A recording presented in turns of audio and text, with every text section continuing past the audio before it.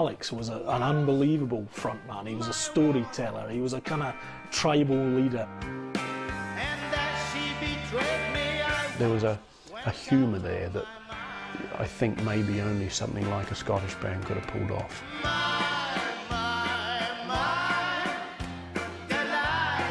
They were probably just a bit too crazy for people. It's like, you know, what the hell's going on here?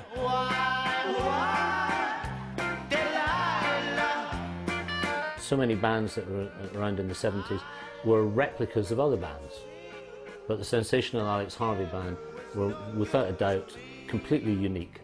Just like a slave I was lost and no man could free. Alex Harvey tried through all the 50s and into the mid to late 60s to try and become a successful rock and roll performer. He'd been in so many different bands, but every time he'd got close, something had happened to prevent him being a success. So by the time he came across a band called Tear Gas in Scotland at the end of the 1960s, he really was on his last legs to have any chance of breaking through in a very young pop field. He was already in his mid-30s. An agent friend of mine told me about Tear Gas. So I went up to hear them, and they were very raucous, loud, heavy and undisciplined. And it was a very happy marriage. You know, we knew he'd been around a bit in the Alex Harvey Soul Band. He'd worked in hair.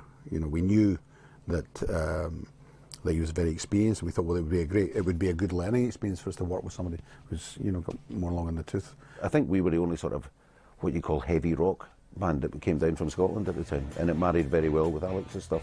When Alex came along, he just kind of organised it. He just kind of disciplined the whole thing a little bit and got us to play, you know, shine when it's your turn to shine. You know, make a statement when it's your turn, but don't keep doing it fucking for 5 minutes in the whole song. You know? It gelled very, very well. The only thing that was up for grabs was whether we liked playing Alex's songs, but we quickly found a way of playing them that suited us.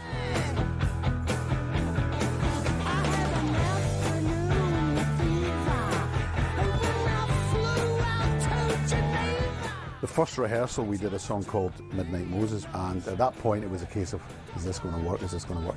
And he showed us the riff for that on the guitar, and then we played it, and then we got into it and we said, big sigh of relief, yeah, this is going to work. They needed me, my experience, I suppose, and I needed their enthusiasm and sort of like balls, as they say. And it worked. It was just one of those unusual situations where the chemistry is right. All the players understand each other, and they understand each other as people, and therefore the identity, the stamp is there. You know, what you call nowadays the branding. It was there from the beginning. They were sort of like a bit introverted on stage at first, and they were extroverted off stage, and I had to change that round about so that they used what they had, which was incredible talent. I think it's probably the greatest band in the world.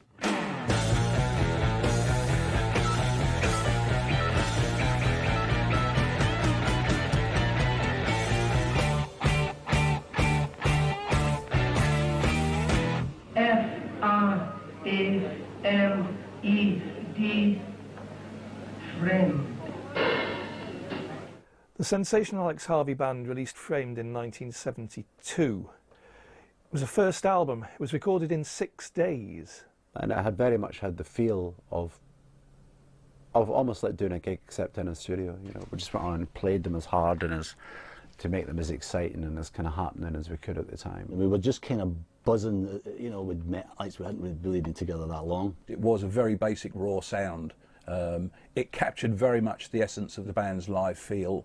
There were some great songs on there. All the songs that we did on the Framed album, Alex already had, basically. You know, he just didn't have the arrangements that we put on the songs. He had already recorded some of the songs before, and quite a few of the songs were by other people. If you take a song like Framed, I believe Alex had done the song before, but the arrangement we did of it was slower than he'd done it before. Because it's like,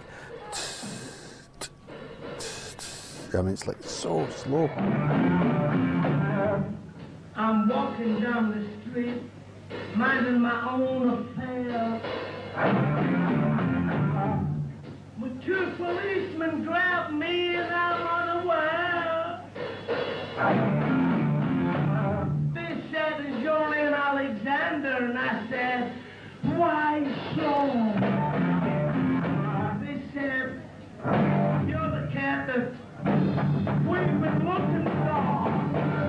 This idea of taking this old Lieber and Stoller kind of rock and roll type song and just turning it right round into this big slow heavy riff that allowed Alec to just kind of get on top of the whole performance. Everybody has a definitive version of Framed, and for me it's Alex Harvey's version, because just the characterisation that he puts in.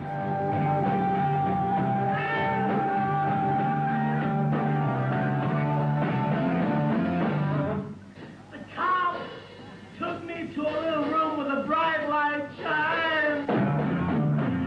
So you've got this kind of 1930s gangster image of somebody who's in the jail, but it comes across very much as a mixture of that and the Scottish vernacular. It's a wonderful piece. What is wonderful is that Alex does not try to deny his Glaswegian heritage. In fact, he accentuates it. There's no phony American accent or anything like that.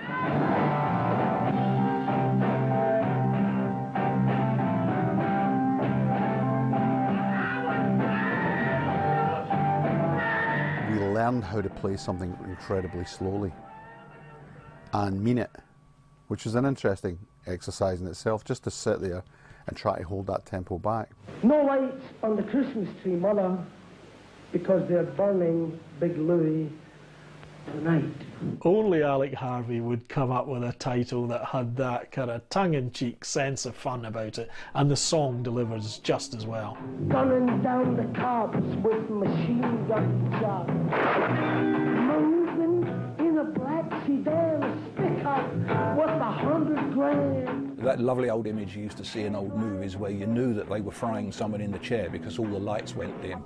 And obviously Alex has picked up on this, and he was ready to delve into a well of subject material for his lyrics. There's no light.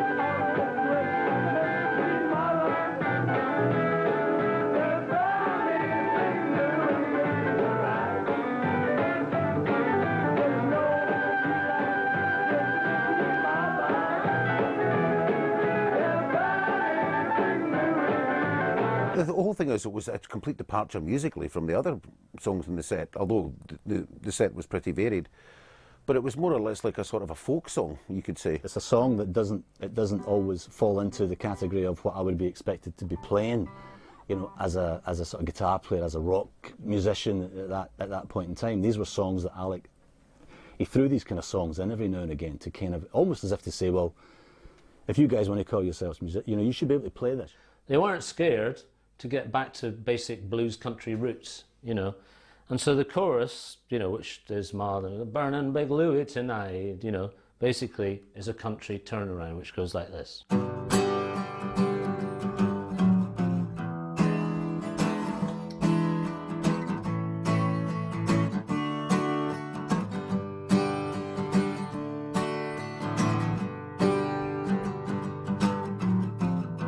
Could go round and round and round and round, get the crowd going, you know. Could be the last number of the set, and you could actually stop all the instruments and just get everybody singing.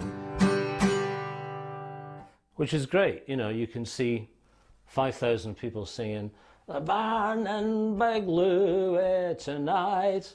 I suppose Lights in the Christmas Tree is a good example of what was to come.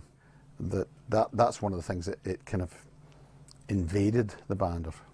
You know, was this idea that, yeah, why don't we do a song like that? Wouldn't it be great to do a song like that? So as we went on, we approached things that, generally speaking, rock bands wouldn't do because it's not within the parameters of the genre. Up until this point, I think record company people and A&R people expected a song to be delivered in a certain way and with a certain metre. And Alex cast all of this out of the window. It gave us an inclination as to where Alex was kind of heading in terms of this is how I want to be. I want to be a performer and I want the space to perform. I'm a kind of director. I'm the director of the band. Like as if we were making a movie and the band's playing the soundtrack. And I'm the director. They were the darker side of glam, in a way, and I think that from the off with Framed, I mean that's kind of what comes through. It had an interesting collection of songs, and I think when you actually look at the album, go back and look at it now, It was quite innovative for its day. It didn't have the unity perhaps that some of the later albums began to get, certainly the compositional unity when Alex was writing with Hugh, but as a first shot it was very hard to dislike. I thought it was a great album performance-wise. As I say, production-wise, it was done very, very, very quickly. I think probably the detractions for Framed were the recording techniques and probably the recording facilities, and of course the budget. It clearly wasn't as much as they had later on. In a funny sort of way, it's more like the live sound that the band made than some of the studio albums is, because it's not so produced. You do feel they're performing to you. So when you put that CD on, that record on, the original record, you know, here was a gift to you from the band, you know. N-E-X-T, next. On a song like Next, we can see the full breadth of the vision that Alex Harvey had for this band. We've got the string section, the peculiar kind of time signatures they're using, and the whole air of menace.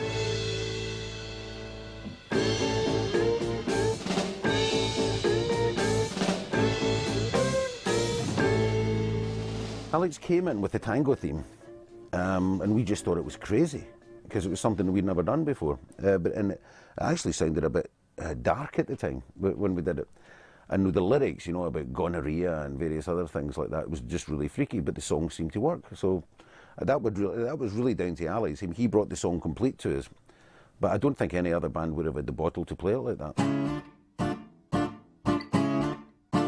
The idea of doing it in that sort of fashion, I think, comes from a shared kind of sense of humour about you know, things about the Foreign Legion and stuff, and things about, you know, movies, you know, these movies like Casablanca, movies that you're brought up watching, where there's heroes and there's villains, and there's a kind of a mood about the whole thing, and that sort of film noir type vibe is something that I think actually lives in the song a little bit. You know, we did it with the string players and all that, and the stockings over their head. And the way the tango just gives it a kind of place somewhere, you know, in people's mind. A little bit of tenderness, maybe a word, maybe a smile, maybe some happiness. But next, it was not so tragic, and heaven did not fall. But how much... The song Next is a particular favourite of mine. It has to be. I actually did the string quartet arrangement on it. It was produced by my old pal Phil, who was a glam rock producer, produced the suite, and I remember him calling me up and saying, I'm working with this character Alex Harvey. He said, blimey, I don't know what I've bitten off here, it may be more than I can chew, but would you be up for doing some scores? And I was delighted to do this.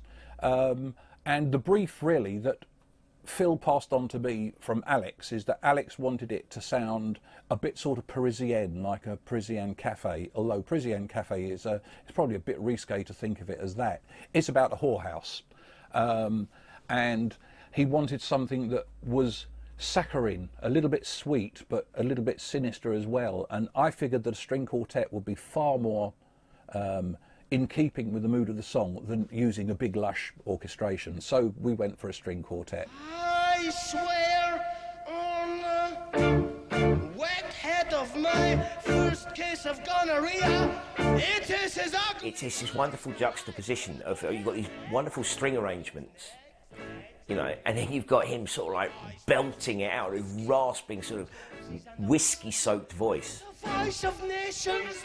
I remember watching them on the old Grey Whistle Test, and it just sticks in your mind, where you've got Zal Cleminson with his sort of clown face on, doing these funny sort of head movements, and Alex just sneering away with these Scottish teeth that we all have.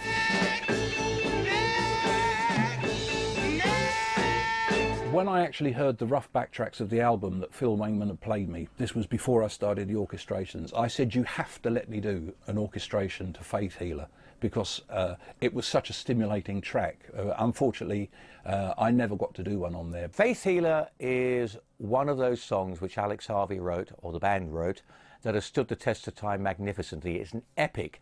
It's about a bogus religious person, if you want to, a preacher, who goes around making money through conning. Alex had this big pulse thing, this doodlebug thing that he'd got from some guy, some boffin somewhere, and it created this pulse. So Hugh came into the studio one day, or the rehearsal room, with this riff. The first thing that occurred to me when I saw Alex's lyric for Faith Healer was this pulse. And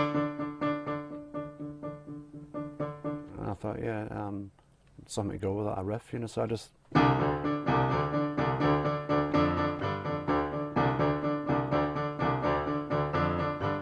So I just stuck this.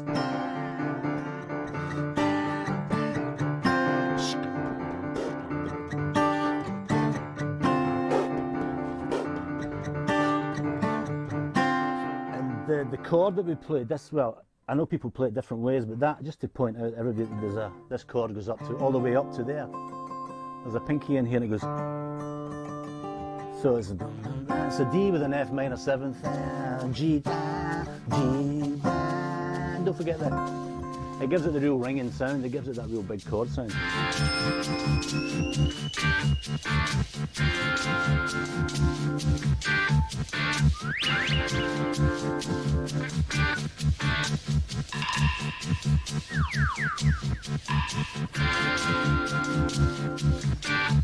One of the things I really like about the track Faith Healer is the fact when it starts, it's got the, you know, the big rock anthemic, you know, sort of from the band, you know, the guitar part is really powerful and strong.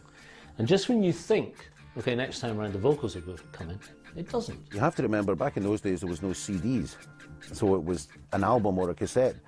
Now the thing for a cassette, if you remember, the cassette was side A, side B, so it had to be the same length on each side.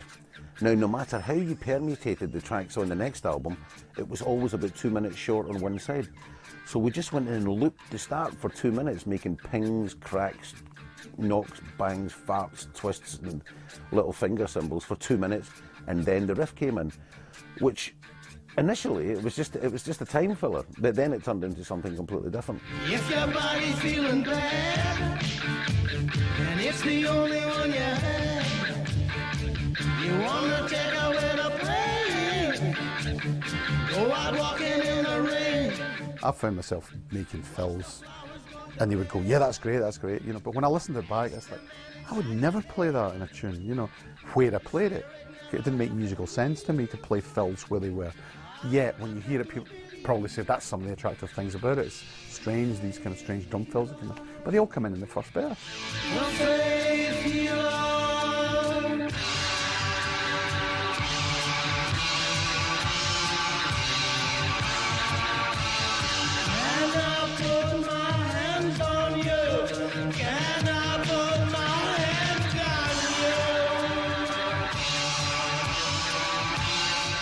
I remember spent a good bit of time on there.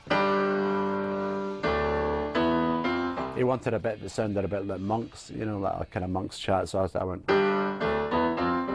And then he went da da, so I went da da da da, you know. So we thrashed that out between us, and that's how Faith Healer came about. Every band needs an impact song to come on stage with and really knock them dead. And for the Sensational Alex Harvey band, that song was Faith Healer.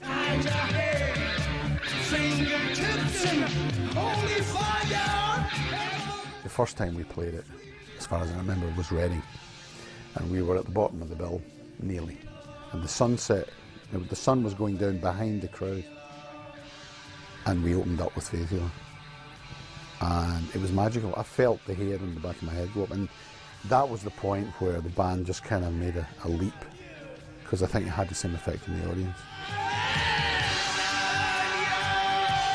It was the song that really engaged people. I mean, if you didn't get off on Faith Healer, you probably needed to check your pulse.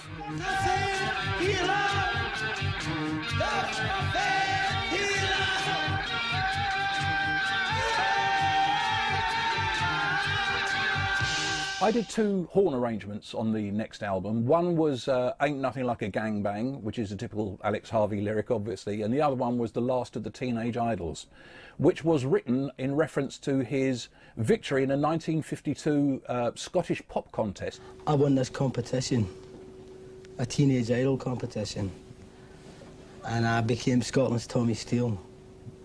And because of that, the people that organised the competition took me along to meet Tommy. And we played a bit of Hank Williams to each other. Yeah. And it was good, because he was a gas, really. Yeah. It was Alex Harvey's story, in a way, the way he'd actually been born, brought up in a tough environment, and had set out when rock and roll first hit in the early 1950s to become a rock and roll star, through thick, through thin, whatever it took. It's the fact that he'd failed so often, and the music changes throughout the song to fit in with the way he tried different things. There's doo-wop, there's rock and roll, there's soul. I remember this chord progression that Zal had that went like, it was very kind of deep notes in the guitar, and it went like...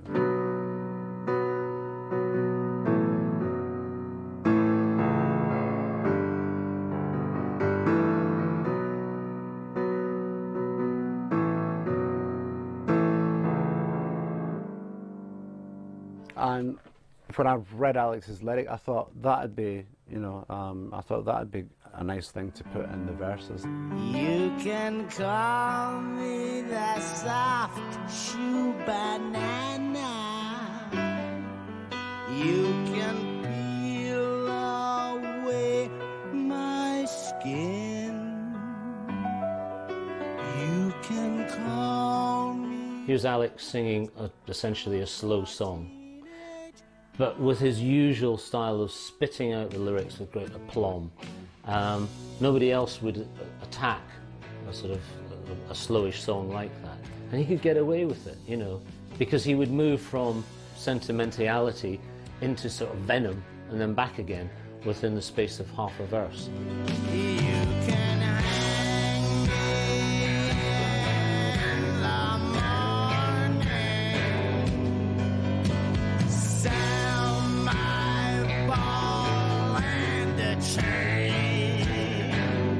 Start off with, it was quite a heavy kind of vibe on it, feel on it, but then it broke into what I'd call a kind of old-fashioned rock beat. Dun, dun, dun, dun, dun, dun. Alex was like, just keep it all in the knee, and then he said, we needed a riff, so I went on.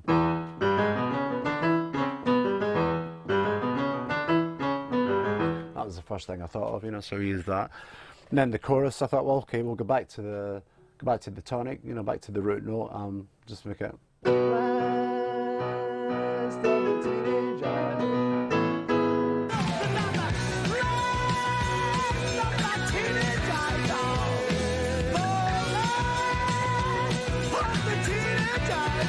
song went through so many changes. That was a bit bizarre. It was very hard to play live, actually. It was easy enough in the studio, but when it came to playing it live, because we'd have to use a brass section and various things like that. So that was quite an epic to play live. The bit at the end, Alex came up with the idea of some kind of doo-wop-ish that reminded him of his kind of early pop days, you know, and the lyric, you know, I was the winner of a Teenage Idol competition, so I thought, well, okay, you know, so.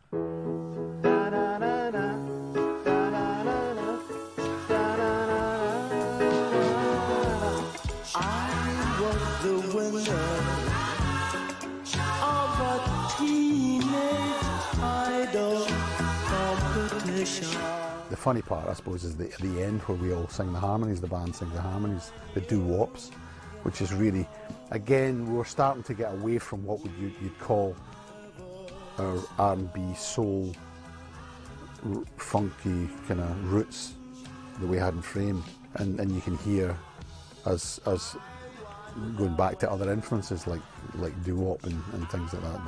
I've always been in two minds as to whether the final section works or not, but there you go, it's part of the overall thing.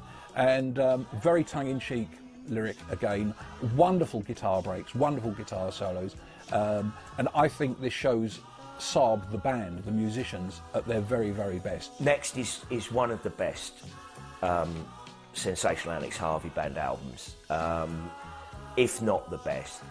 It really defines what the band were doing at that particular period, and you know, if you think that you know, the Sensational Alex Harvey band were up against in the popular charts the likes of the Bay City Rollers and Sweet, T-Rex, Slade, you know, there was something sinister about what they did, and that's what really, I think, gives them their appeal.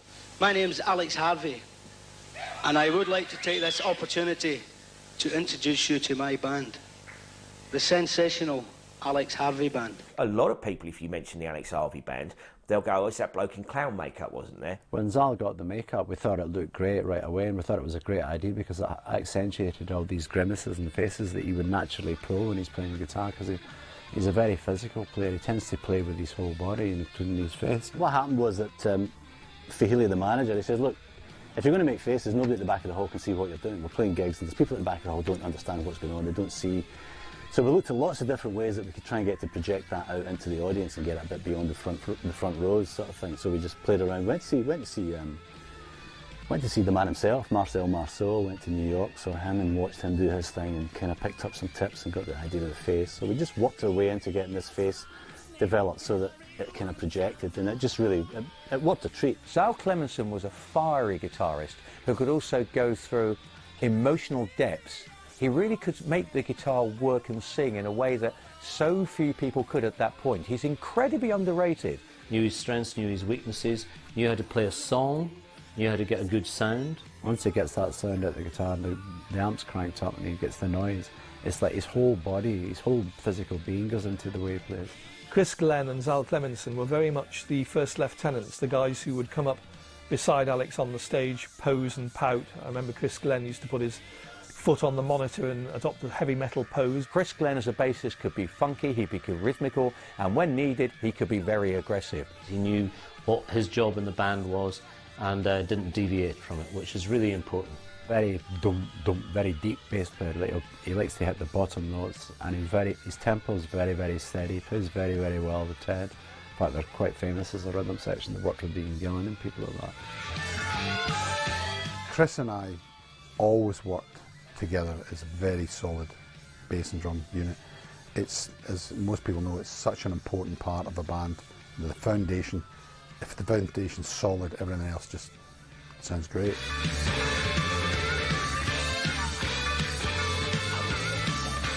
Ted Mckenna was an awesome drummer, I thought. Technically really good, tight, and the fills, some of the fills he did were just original. To be a guitar player, had to have that to rely on. It's just fabulous. And you've got Hugh's little music. He's got his, he brings the musicality. Hugh Mckenna as a keyboard player knew when to flourish, when to understate, and when to stay silent. He never really came to the fore particularly musically, but he was augmenting what Zal Cleminson was doing to a great extent. And as such, he was almost a rhythm guitarist in the way he performed. And let's not forget that Hugh was the foil to the stringent and the acid lyrics of Alex Harvey. They were a great songwriting partnership.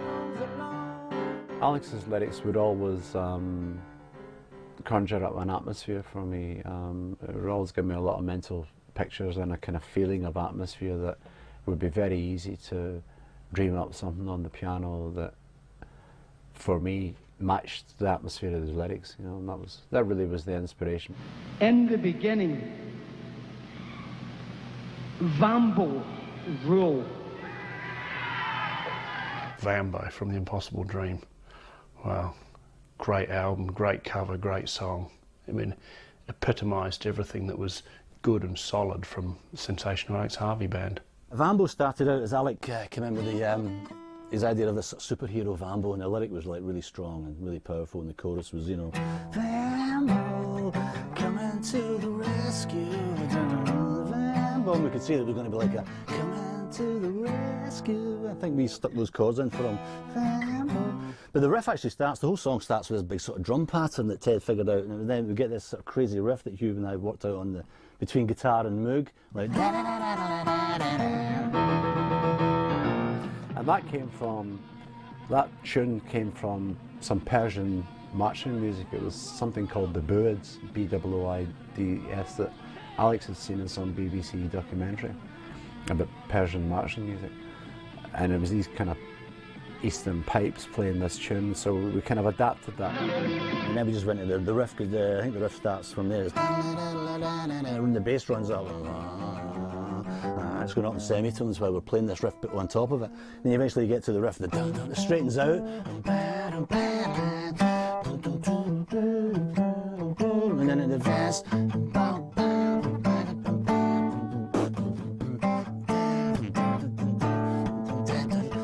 bluesy bass tune, you know. In the chorus, I think I come up with the progression. Like, Vambo, like E to C major 7th to D to A. Vambo, coming to the rescue.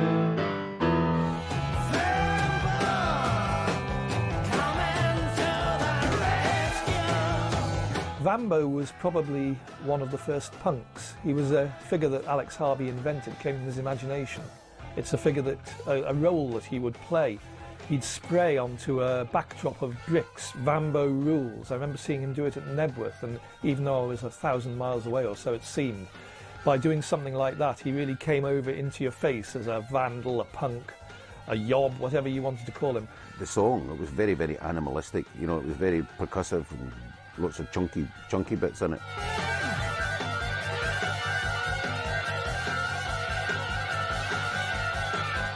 Vambo was something that sort of opened the door for my peers to get into Alex Harvey, because it was just around the time when Clockwork Orange had come out, and you know, so all these guys were walking around in Motherwell with bowler hats and crombies and skinheads, and Vambo just sort of, the idea of spray painting walls just obviously appealed to these guys, and you would have thought they would have sprayed their own names, but they went around spraying Vambo, and everybody's like, who is this Vambo? And it wasn't until somebody, you know, brought in an Alex Harvey album. There you go. Tomahawk Kid, do you know what he did on a cave on Treasure Island? Alex loved writing about imaginary characters. Vambo was about some kind of a mystery street god, if you like. Tomahawk Kid was directly inspired by Treasure Island. Across the seven seas, there was Captain Dan, Billy Bones, and me. Yeah, the Tomahawk Kid. The Tomahawk Kid was one of the standout tracks from The Impossible Dream, Alex's third album with the band and the third album in successive years. He'd waited quite a while to have his hour in the spotlight, and basically an album every year was not excessive for bands of that era. Dave Batchelor was a co-writer of this song. He was actually lead singer of Tear Gas, which was the group that the other members of the band were before Alex took them over.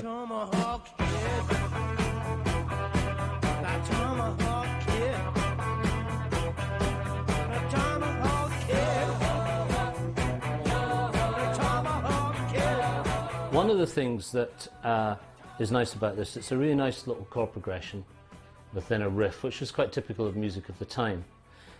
But the other thing that they were obviously influenced by was, you know, not only jazz and classical and rock and roll and even surf music, but they were also influenced by bands of the era as well. Steely Dan were around a lot, and what they did with this song, I wouldn't like to say it was definitely from a Steely Dan thing, but some of the chords were similar. And what they're doing here is they're using an E root, and they're playing chords where the root doesn't change, so the E stays the same, and the chords underneath change, which produces quite a melodic sequence.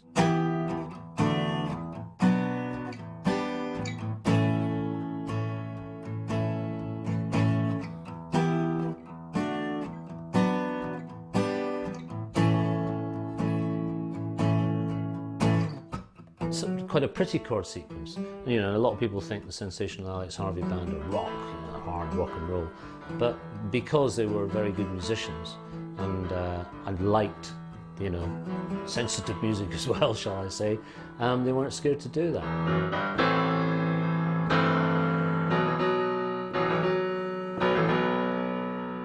All these little bits were kind of like chimes of classical things I'd heard, you know, not direct lifts, but like the type of effects you'd hear in classical music, like, you know.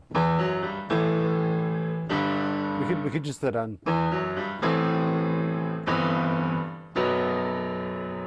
throw fire, you know, but I stopped. A lot of fanfare of trumpets or something, you know. Because it's a good song. It's a solid, strong song. Unlike some of the other stuff he did, it doesn't move around quite as much in terms of musicality. It's very hard rock, and in some respects, more obviously glam.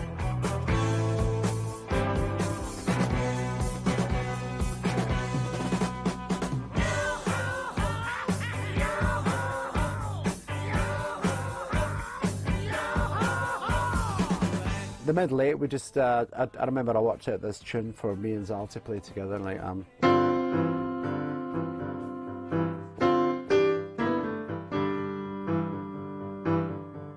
There's a funny middle eight with a guy where he's skipping about the sand, holding hands with the captain. Now that's, I don't know where he's coming from there. I mean, I don't know if there's an inference that all sailors are a bit kind of a bit that way inclined, you know. I made a lyrical contribution to this as well. Alex was looking for a word. Let's be bold, my captain, and I hold your something hand. And I suggested hairy, so if you like that, you know, hold your hairy hand. Let's forget tomorrow and we'll skip across the sand. Yeah. Gay rock. It shows once again the interesting subject material that he would draw on, and I think Tomahawk Kid is certainly musically one of the most ambitious things they ever recorded. If you don't put me on trial, then why don't you turn me loose? You can throw the key away. Let me chase the wild goose. Anthem is one of the most poignant, beautifully realised songs that the Sensational Alex Harvey band ever put together. It had that kind of infinite quality of, I don't know, Celticness. Well, it's very Scottish. It always reminds me of the wild moors of Scotland, or glens of Scotland in the mountains. It's very dramatic. The lyrics are quite dramatic. It almost sounds like a hymn, nearly, you know.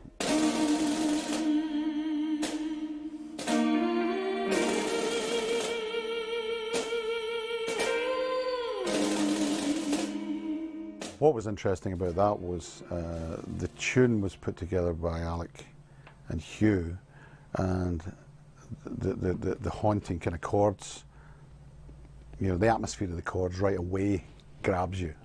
Alex had this tune.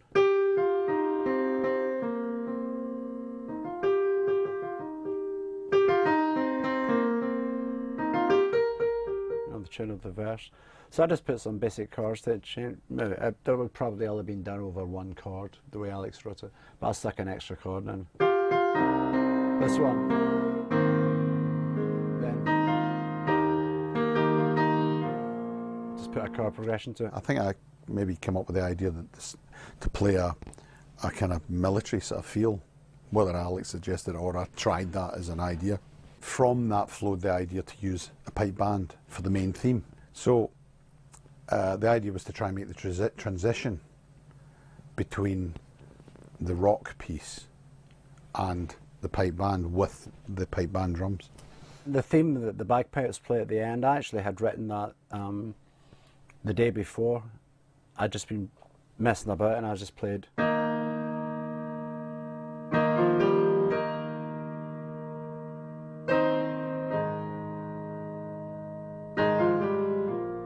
And Alex said to me, "What's that?" And I said, "It's not anything, it's just something I just played." He says, "Well, that'd sound great with bagpipes." And he says, "I've got an idea for a piece, we can put that in."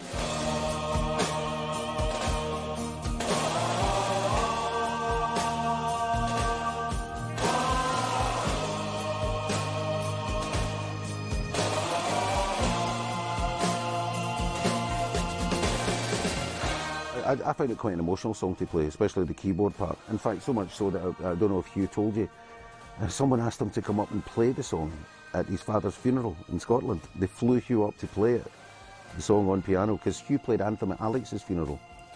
He played it on piano when Alex's coffin was being taken away. It's thrilling. It's a stirring song. It's got a kind of it does what it says it does on the tin, kind of, you know. Anthem, yeah, here's an anthem. It's beautiful where the humming comes in, and it's probably fitting that he should include bagpipes on there. If I'm perfectly honest, I find the sound of the track a bit lightweight. I think it could have been absolutely massive, but then one would assume that Alex did not want it to get massive.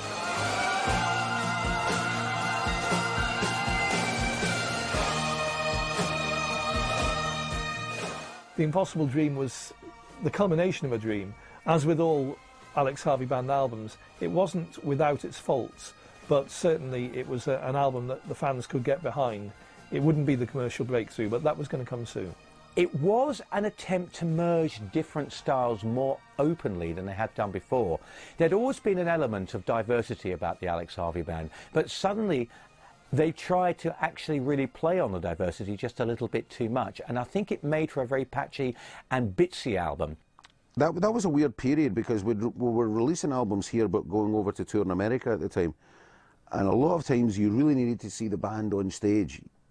It's a bit like the way there wasn't videos then, so the way videos are now, sometimes you can't get a flavour of a song until you see the video for it, and the Alex Harvey Band were a little like that. If you heard the album without seeing the band, the album would sound fragmented, you know, with so many different types of music on it. Whereas if you saw the band live, it all made sense to you. Live, they were always so much better than they were in the studio, because live is where you saw Alex Harvey at his best. You saw him taking on different characters. You saw him really projecting himself. Oh dear, did you hear how they're teaching me to do the goose step? The records do have energy. There's lots of performance on the records. But there's no sound. There's no sound that I hear on record that matches up to what the band actually kicks out when they're actually on stage. It was good because there were so many things to watch. You had the guy dressed as the clown. You had Alex, who was sort of mesmerising anyway.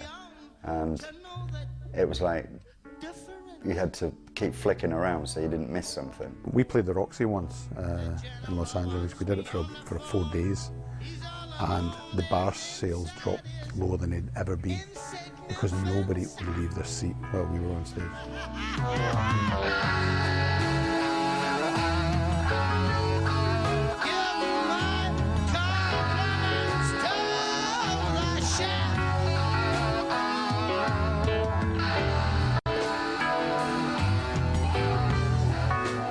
The album Tomorrow Belongs to Me will be remembered for Give My Compliments to the Chef, which Hugh Mckenna, after Faith Healer, reckons was the best track that the band ever recorded. It's certainly got to be up there, hasn't it?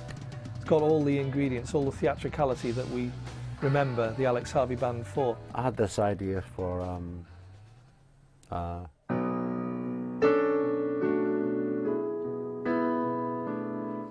I thought of this almost at the same time. I thought of this idea that Zahler had floating around, like the one in Teenage Idol, which was it went.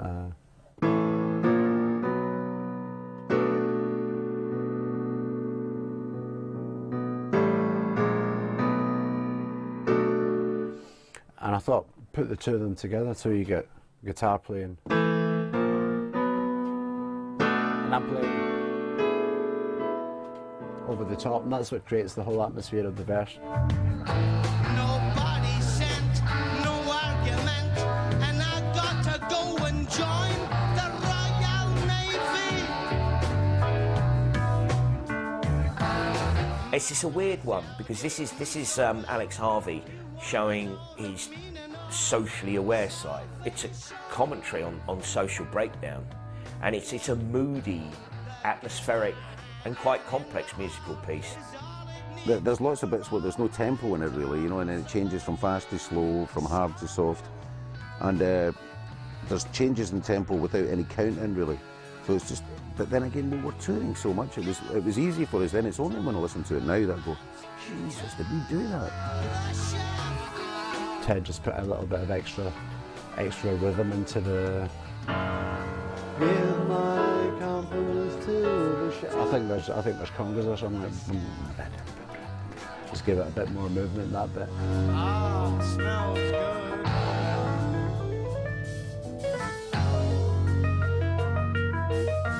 We also did a thing where I overdubbed a drum fill. We slowed the tape down, and I did some of these Billy Cobham type drum fills, you know, with a 3-stroke roughs and triplets. So when it came to doing it live, of course, I had to try and play the fill that I'd basically played and then speeded up on the tape. I had to play it live. Put his head in a basket. Lazy? You don't understand. You know I'm running. You don't want to hide me. I know a woman is a man is a man. Last night, dreaming, I lay on my pillow. The train. I put Alex there with Ian Jury as the kind of charismatic storytelling character to come out of the 70s.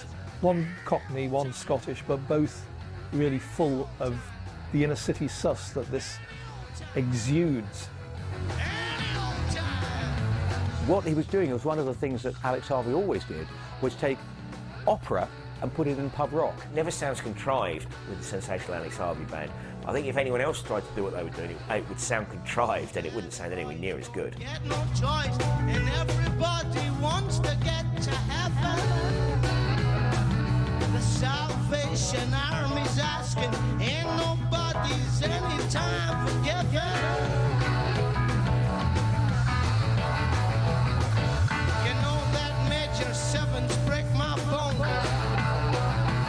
Give my compliments to the chef is a great example of just how powerful this band could be once the whole unit was cooking. It's hard rock at its very, very best. Tomorrow Belongs to Me, again, fits into the whole story of the Sensational Alex Harvey Band because it is an album of diversity.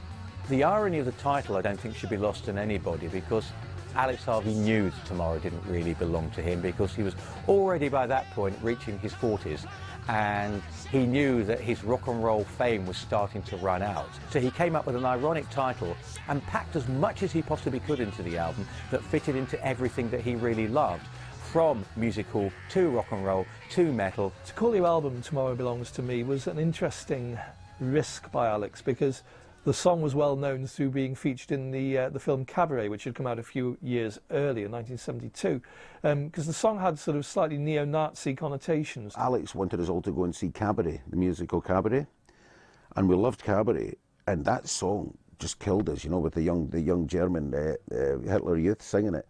Nothing to do with Nazi Germany or anything like that. It was just to do with the song was just so pure and beautiful, and Alex wanted to do that song. So we recorded it, and a lot of people got the wrong impression with that at all. In fact, it was the opposite. It was an anti-German song, you know, like anti-Nazi and everything like that. The world holds a promise that shines unseen. Tomorrow belongs to me. Harvey, although he was a lifetime pacifist, and his father had been, was obsessed with the image of Hitler and how much damage he had done to the Western world, and he constantly revisited that subject. It's unfortunate that people at one stage accused him of having those sympathies, because it was precisely the opposite. He despised Hitler and all he stood for, and he set out to parody and to criticise those kind of dictators. Alex's idea was to take the song and turn it around, and as he sings, you hear him singing Tomorrow Belongs to Thee. His idea was, like, it's a beautiful world out there and it belongs to you. Just, you know, it was more of a positive thing. But at that time the business were pretty wary of SAHB. They were wary of those kind of ideas, those kind of concepts. And let's say, well, what they've got, what they've done, what on the album, you know? Well, that's a song about that. That's a bunch of Nazis singing about, you know. Yeah, well, there you go. I'm surprised actually at times they've actually got away with doing things like that. Fender Telecaster is a much better invention than an AK-47.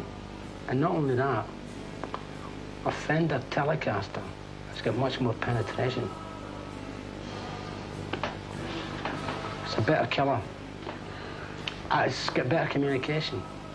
You see, the trouble with an AK-47 is they're all dead.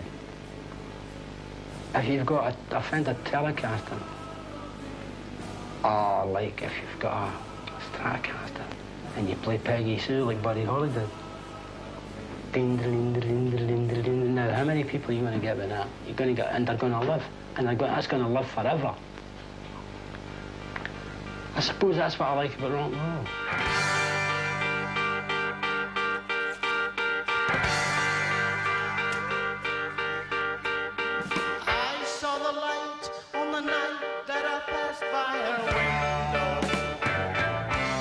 If there was one song that should define Alex Harvey's career and the Sensational Alex Harvey Band, it is their cover of Delilah. It is quite brilliant. Was my woman, and as she betrayed me, I went out of my mind. what we did was for our own benefit, nothing to do with making a record. Our manager hired a 24-track studio, Rack Mobile Studios I think it was, and we were playing Hammersmith Odeon. And we recorded the live show, and we did Delilah. Now, we had been doing it for a little while before that, right? And it went down a bomb. But then we went on tour in America. And now this 24-track recording had only been made for our benefit, but somehow, while we were in America, the record company got hold of it and released Delilah as a single. So then we were told Delilah had gone into the top 20 in Britain. We're going, what the fuck? Delilah? We didn't release that. And they go, yeah, the record company have. It's a kind of drunken, rabble-rousing version, the way Alex sings it, with kind of psychopathic glee, you know. But it suited the band's sound, because when we got the idea to do it, we just thought, you know, how we kind of voice it, and I just took it from the Tom Jones version, you know, these kind of marimbas or something, started playing in the Tom Jones version, and then the orchestra would come in and go. So I thought, okay, I'll play that, and get the bass and guitar, come in like that, you know, it was simple. When people think of Delilah, they think of Tom Jones. Tom Jones sang the song, and he sang it amazingly well.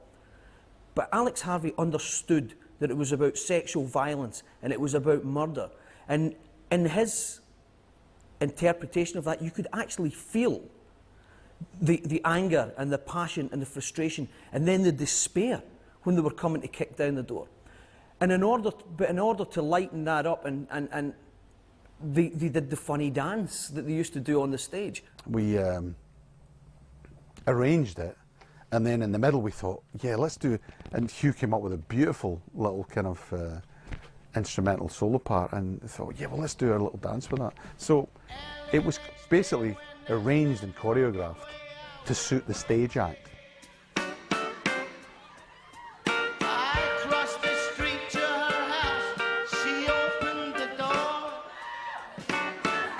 It's a good dance routine, I'll tell you that. It was one of our better dances, you know, the little tricky dance in the middle. Laughing,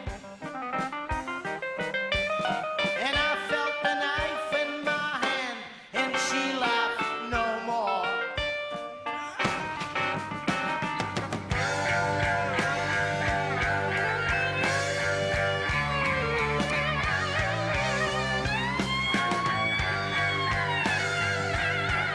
It's one of their most enjoyable moments, and it was their biggest commercial single hit in the UK. I think that there are much better musical examples of the band working, but for a sense of fun, you can't beat Delilah. And I felt the knife in my hand, and she laughed no more.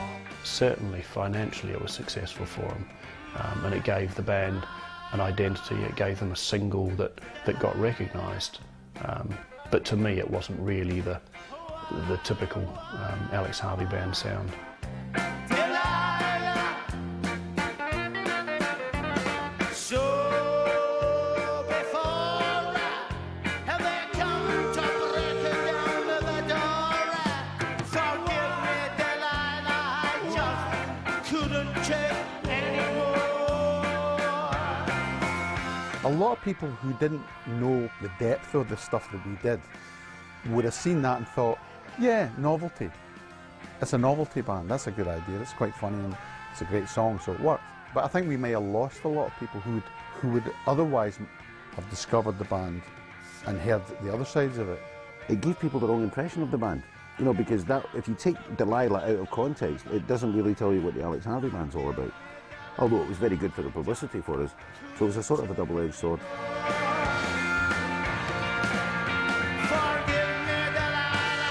Just couldn't take anymore.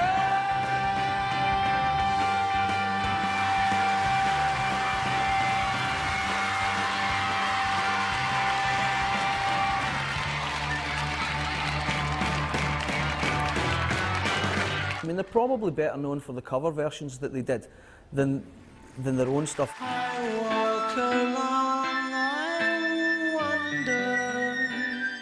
wonder. When they did Penthouse Tapes and they did the covers of you know, allegedly their favourite artists or favourite songs at the time, some of them worked very well and some of them didn't work so well. But I don't think you could say it was a typical SAHB album. I mean, it didn't have things like Faith Healer or Vambo Rules or anything like that. It had other people's songs which they interpreted in a different manner. The Penthouse Tapes were good and bad. They were to fulfill a function because the record company wanted another album and we we'd been touring so much we didn't have enough original material. So we decided to record a lot of material that we liked personally, you know, like the Osmond Brothers, Crazy Horses, Runaway and various other songs like that. For me it was a kind of throwaway album, although once we get into it we actually really enjoyed playing it, and I think we do some good versions of those songs.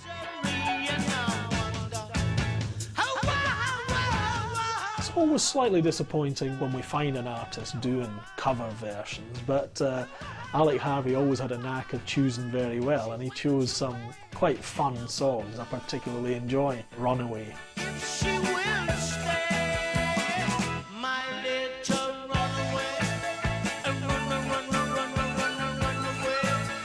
Alex just loved doing the dance in the middle because it was a throwback to the 50s.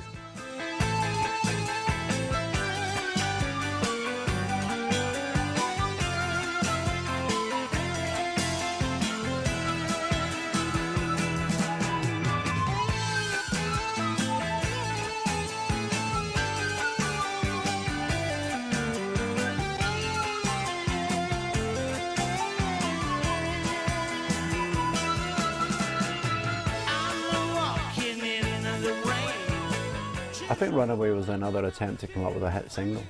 It was very jolly and there was a lot of synthesizers on it. There was a lot of keyboard overdubs and you know, kind of crazy synth bits, and there was a strong comedy aspect to the sound of Runaway to me.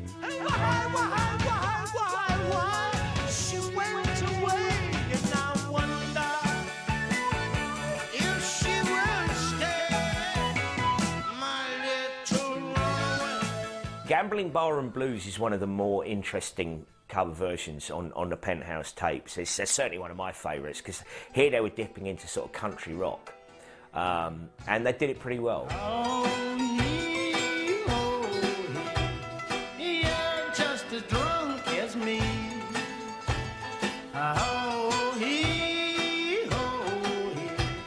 Head for the deep blue sea.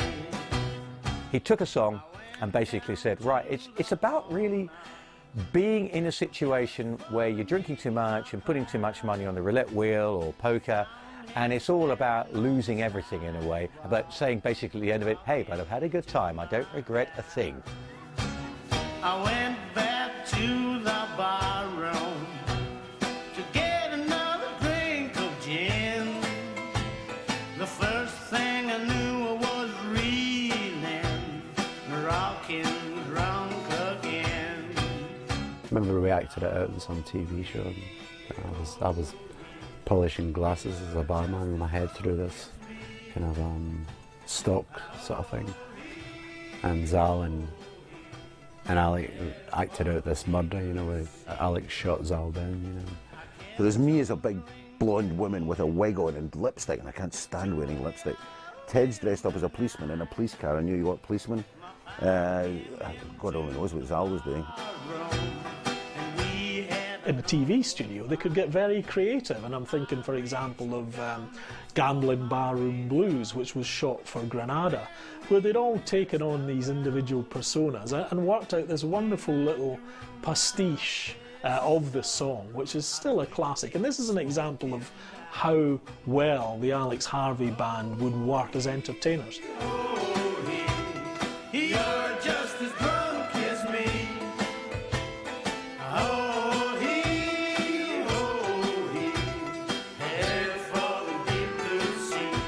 Gambling Barroom Blues works very well as it's a song that could typically have been written by Alex. The honky-tonk piano is fantastic, and this shows, if it needed reinforcing, just what a good barrel house piano player Hugh Mckenna was. We both drank lots of liquor. That flat-footed cop and I knew that he'd never leave me. I knew that he had to die.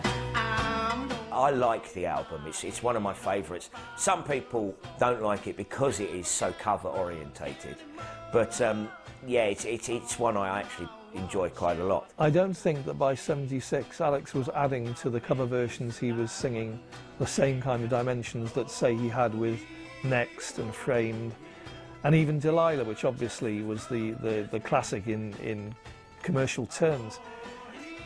I think he was finding it difficult to come up with new material.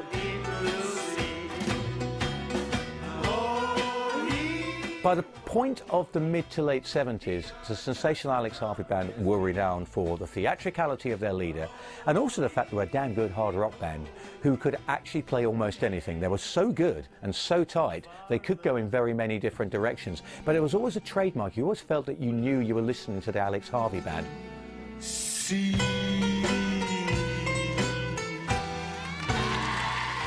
The Penthouse Tapes had the smack of contractual obligation about it to many fans, and the fact that SAHB Stories followed so hot on its heels, a matter of months, suggested the band felt that too. It was the first time we weren't bringing in other songs. You know, there weren't songs from other things visiting, like a Jack Burrell song or something like that, you know, or a Tomorrow Belongs to Me. All the songs were original, and they all had a sort of a chronological order, the way they were written, and it was very, very much a group effort. That's why it's my favourite album. We were kind of on a crest there, musically. We've been pretty creative, and that's the album that had Boston Tea Party. Alex, I let it down on the piano in front of me, so I wanted to just play and sing whatever comes into your head. So I sat down, and for some reason I started in a key it's not used much in rock and roll. C sharp, I think he started it, and then it goes down to an A, which is very unlikely for Hugh, especially a piano player, to play in C sharp. But anyway, the thing fell together pretty quickly. Again, I thought this kind of insistent thing, like Faith Healer, similar in the left hand. And so I thought, okay.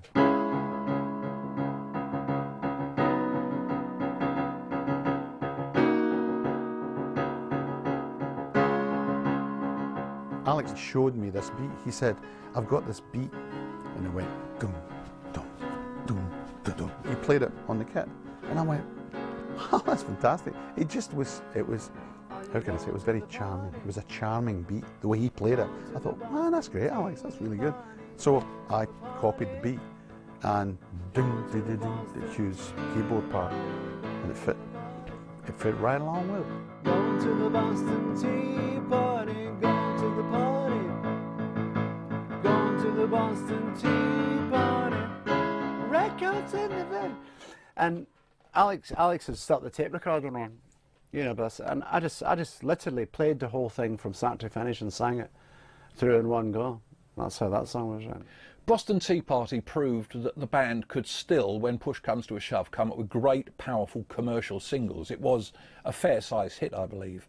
Features once again those big strident guitar chords that Zal was so formidable at, if you like, from the A to the C sharp, and this nagging A to C sharp, which just drives home this, are you going to the Boston Tea Party? It's good to play, good melody, it's commercial, and it's the most commercial thing the band have actually conjured up. Very unusual in its rhythmic structure, but again it dealt with this love that Alex Harvey had for American subject matter. So quite an obscure political tale is turned into this wonderful and highly underrated piece of music. And it's just great. I mean, the whole vibe of the song, the rhythms that are going on, and the fact that he's educating the Americans as to why they drink coffee rather than tea is hilarious. The king has said he's gonna put a tax on tea. That's the reason y'all Americans drink coffee. Are you going to the party? Going to the Boston Tea Party. Going to the party. Going to the Boston Tea Party. Going to the party. The only problem we had with Boston Tea Party was the record company didn't think it was a single. We had to sort of force it through. So that's the only down memory I have of that, but I love that song to death. Mountains, flames upon the heath. The president spits out the news and he bites in wooden teeth. The children from them colonies got a different tale to tell. I'm going back to the city, tell my folks I'm doing well. SAHB Stories, probably, yes, it is the last good album that the band made. Interestingly, it got to number 11 in the album charts, and the band hadn't got that high since probably before about 1974. So, I mean, their popularity was still very, very high, but they weren't quite as good as they had been. They'd almost reached a point at this stage in their career where each album had 2 or 3 good songs, and the rest were almost fillers. They seemed to be going through a phase where they were comfortable in the studio with that sort of setting, and everything went energetically into their live performance. SAHB Stories was, in retrospect, the beginning of the end for the Sensational Alex Harvey band. We were going to get one album without Alex, Foreplay, and then we were going to finish off the story with Rock Drill. As far as my involvement was concerned, SAHB Stories was the last SAHB album I did with the band, and is, to me, one of the best the band did. SAHB Stories was probably the last great album, although there were good moments later on. I think Rock Drill had a couple of Water Beastie was a great track, but the SAHB Stories album was probably the last one that's identifiable with that lineup, with that sound, with that power.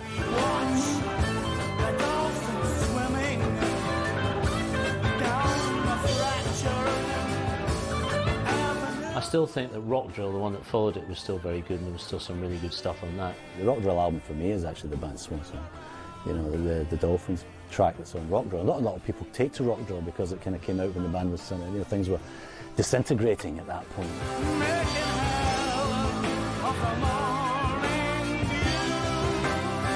There must have been a point, I suppose, where they probably sat looking at each other going, well, what the hell do we do now? Plus, I mean, Harvey himself was a notorious boozer. That was probably taking its toll.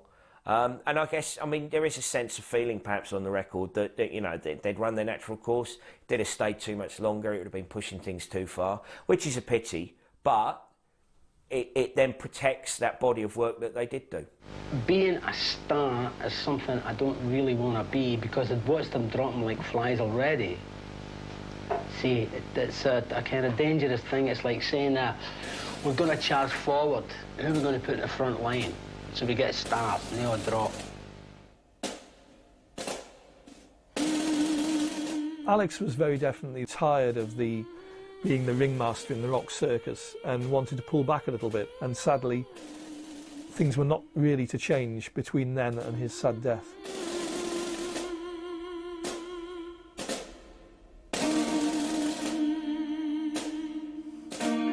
By the time of Alex's death, which I think was in February '82, I think we'd reached the end of an era.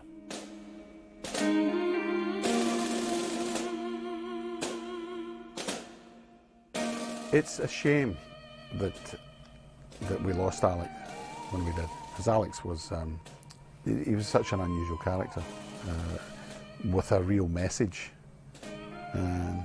And you'll find it all in the lyrics of the songs. He'd rather have a negative reaction than no reaction, you know, than people just go. He'd rather have them going, oh God, we hate you. You know, he'd rather have that kind of reaction, because at least they'd remember him. He just had a look about him, a kind of gypsy-ish look, very dark and brooding look that would just mesmerise people. It's a shame he's still not around, because he was a fantastic star and performer and storyteller and singer and a lot, you know. I certainly would love to have heard if Alex was still alive, the sort of stuff they'd be coming up with now.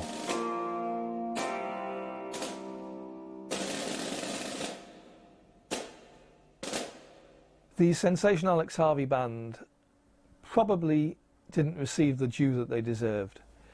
Certainly in terms of inspiring people like Johnny Rotten, who was a bit of a fan, inspiring the punks to come along and take the preconceptions of rock and smash them and create something new.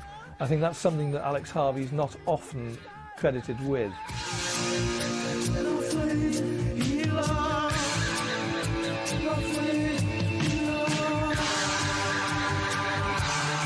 And there's a lot of ideas that just weren't fully developed, you know, throughout our recording history. I would want to go back and do that again and do this again and have another go at that.